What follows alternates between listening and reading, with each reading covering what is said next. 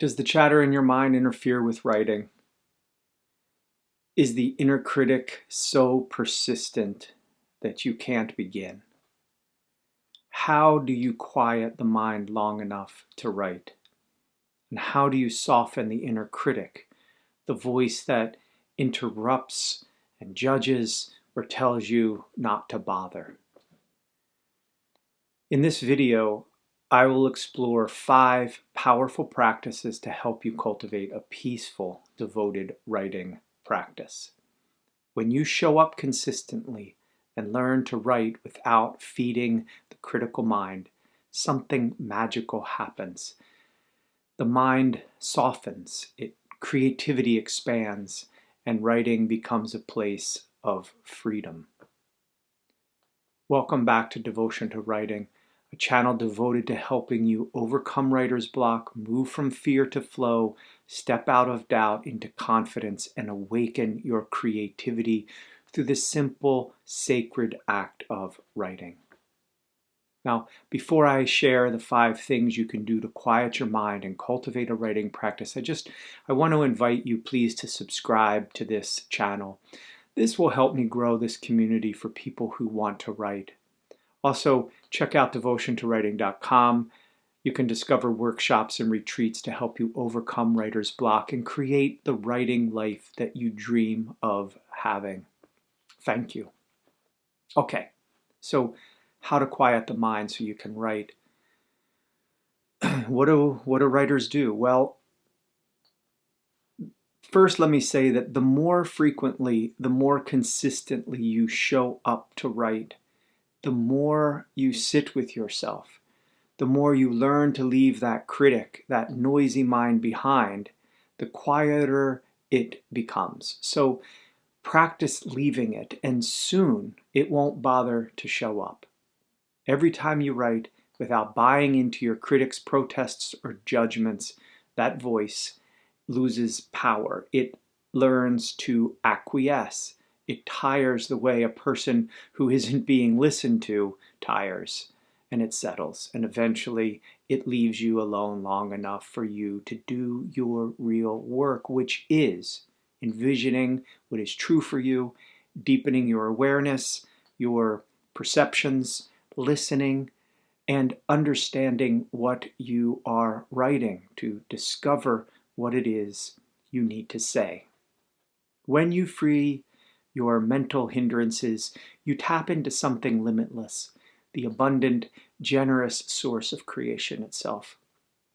And so here are 5 things that have helped me quiet the mind. I think that these are easy to do, and they will help you cultivate a consistent writing practice, a beautiful practice. So 1, routine, routine, routine. Write at the same time every day. Let your body and mind trust, learn to trust that writing is simply a part of your daily rhythm. Day after day, you positively reinforce this message when you show up and write. When writing happens, it teaches your mind that it has nothing to worry about here. Look, we've given our minds a task, and that task is to keep us safe. And that means safety means to keep us from feeling pain, to keep us from feeling hurt, to keep us from feeling embarrassed, afraid, threatened. It gets active and critical when it's alarmed. And if you have been hurt or embarrassed in the past about writing, if you have struggled, if it's been, if you haven't been rewarded, whatever your history is, perhaps with writing, with creating, then of course your brain is going to start shouting at you when you sit to write. And routine will calm it by showing it there is nothing to worry about, that you have now come day after day and you have safely written and you have created something. And so that helps to still it.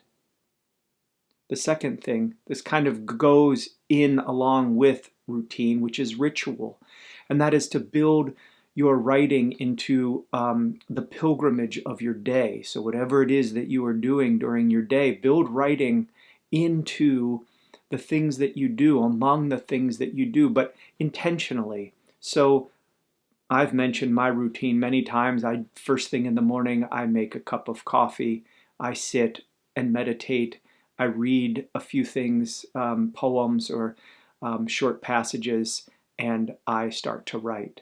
For you, you might light a candle, pour some tea, open a notebook, show up with intention, and honor your desire to write.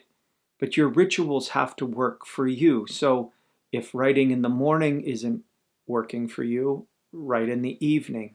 But do build it into among your routines of your day, your specific time. Create some rituals around it that signal to the mind that it is going smoothly and naturally here, that you are on, that is, that your mind is on familiar ground, that you are on familiar ground. Rituals, they also signal, in addition to being on familiar ground, they signal observance, that the mind is then trained after, say, lighting that candle and making the tea, that writing comes. That's when writing happens in this sequence. And so it can rest because it is in this sequence. Now it's writing time. Okay, I can step aside now and let that happen. 3 is a set time. And I don't mean a set time of day because that would be covered in routine, but a set time to write, amount of time to write. 15 minutes is enough. An hour is a gift. Choose a time frame and write for that duration and be done. A restless mind can be placated in the same way that a child on a car trip could be placated by just, when they're asking, how long is it? How long is it going to be? When are we going to be there? For the mind to know that it's just going to be 15 minutes and this is going to be over.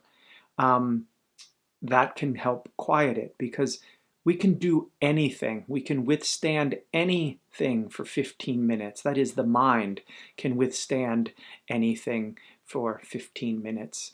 And that's how long, say 15 minutes is how long a large pot of water takes to boil. So imagine that's how long you're going to write for. If your mind knows that it has some limit to how long it needs to be quiet, knowing that there's a time frame, then perhaps like that child in the back seat, it'll just sit and look out the window at the scenery going by while you get your writing done. And of course, if you want to write longer, beautiful. But celebrate that you have met your commitment of, say, 15 minutes. But again, 15 minutes is a suggestion. You come up with what time is best for you and what works for you. And again, celebrate when you meet that commitment. 4, don't judge. I know this is easier said than done. And the mind, oh boy, is going to come in with all kinds of judgments perhaps. But keeping the mind from judging, while difficult, is, again, this is part of the quieting. That judgmental mind will go away when you've practiced letting it know, reminding it time after time that in the moment of creation, when you are sitting and you're doing your ritual of writing, that creation, in that time of creation, is not time for critique. Creation needs your openness. It needs space, permission. It needs to be able to discover, to wander, to let words press outward without any interference from an inner critic. And when that critic comes in, when the mind comes in, you can tell it, remind it gently that now is not that time. You say, you'll get your time later, you'll get your say later. But now this is the moment of creation. When I come back to this piece that I'm generating, that I'm creating out of nothing, you can have your say. So flow first, refine later. And finally, the 5th thing is a gift. Think of your writing as a small, generous offering. and know that whatever comes through you is enough. In fact, it is more than enough. It's miraculous, really, that you are writing. When you sit and just give yourself an opportunity to write, whether it's a word, a sentence, 10 pages, what you write has never been written before unless I guess if you write hello, yes, somebody has written that before. When you give yourself an opportunity to express what is in you, this has never appeared before in the history of the world. Don't let your mind destroy this by thinking that this is meager. This gift is something truly miraculous, and a gift that is truly from us can never be bad, can never be meager. Give what you can, whatever that is. Give what you can to the page, a few sentences, a page, 15 minutes of writing. Give what you can and give it joyously. Know that you are bringing a gift. So when you sit to write today, keep these 5 things in mind and practice quieting the mind so you can write with great freedom and flow. And I hope that you write today, and I hope that you write deeply. And I know that if you do write, you will write beautifully, because beautiful is what you are. Blessings.